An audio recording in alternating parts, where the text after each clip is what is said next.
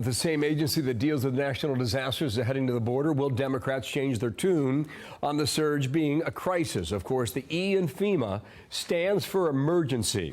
Ron Vitiello, former acting Immigration Customs Enforcement Director under President Trump, former chief of the Border Patrol under President Obama. Sir, welcome to our coverage here, and good morning to you. Good morning, Bill. Greg Abbott, governor of Texas, with Maria on Sunday. Watch.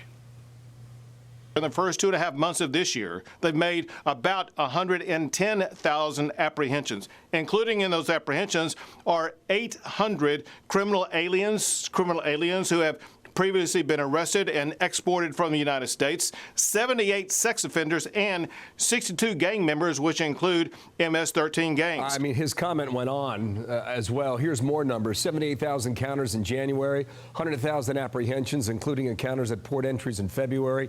New York Times saying an additional 19,000 migrants with adults and children have been caught by border agents since the 1st of March. All right, Ron, what's it going to take?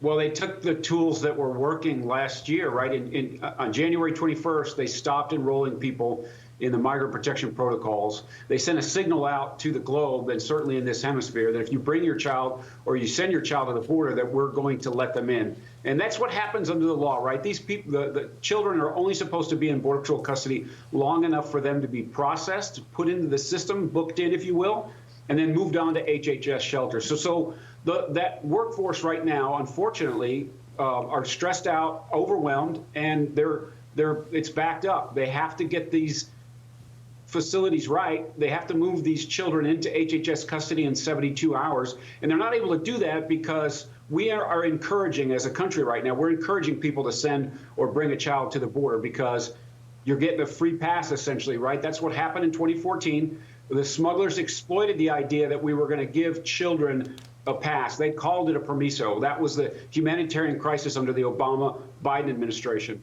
We've started to abate that surge by using family detention centers. ICE put up family residential centers so people could come in, they could claim asylum, but they would stay in custody until that asylum claim was heard. That deterred others from coming. In 2018 and 2019, we did the same thing. We did the migrant protection protocols with Mexico, historic, unprecedented support from the Mexican government, allowing people to claim asylum at the border, but waiting in Mexico. Again, that made people realize that they weren't going to get let in, and so they stopped coming in numbers. And then on the 21st of January... real quick, I want to jump in here. To your point a moment ago, we now know that there's a backlog of over 3,000 children who haven't even been filtered through the system yet. They're waiting at or near the border to be processed.